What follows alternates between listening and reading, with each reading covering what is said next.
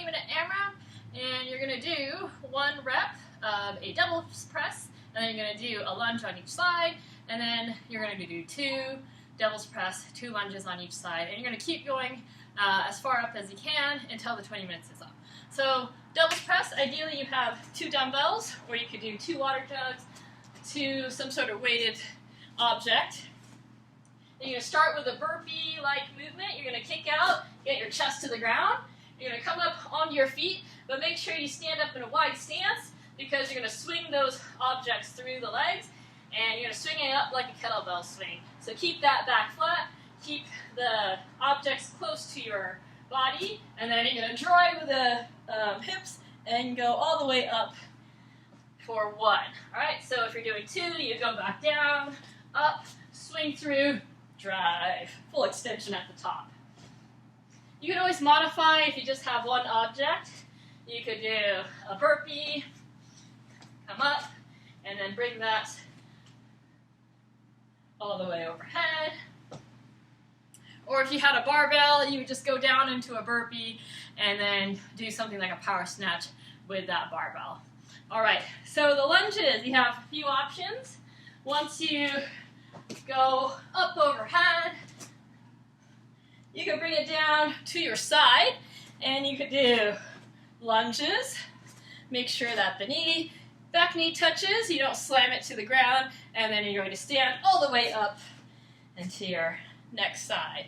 Okay, you could also do a front rack, so it's on your shoulders when you're doing those lunges.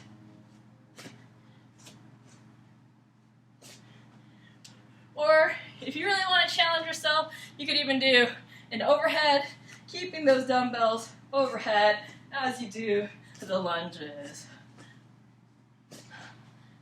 If you just have 1 object, you could always do a goblet lunge.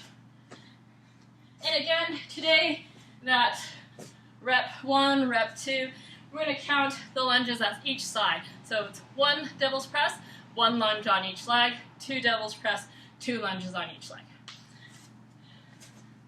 All right, so you're just continuing that for 20 minutes, getting as far into those rounds as you can.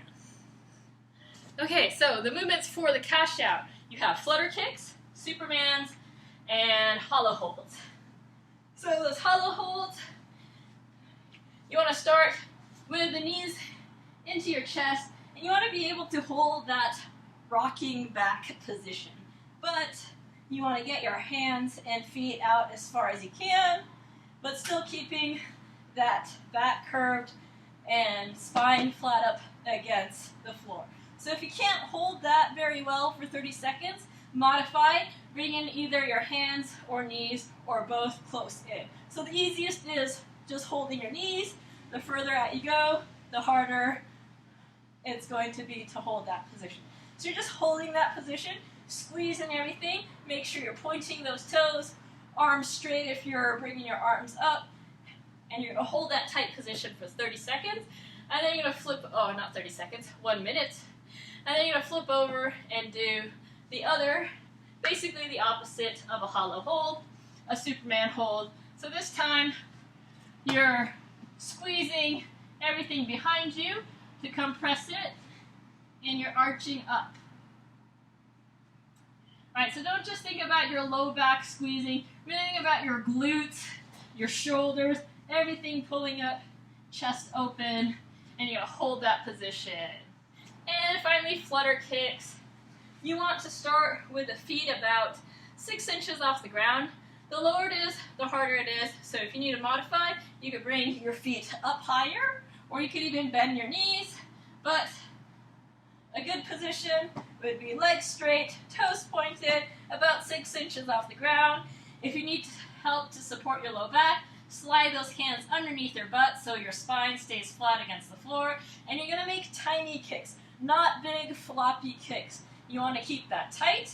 You want to point those toes, keep them close together, and you're making tiny kicks.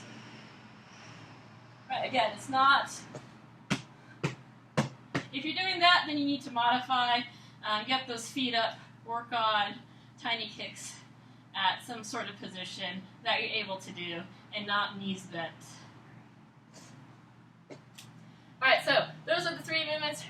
working in the cash out.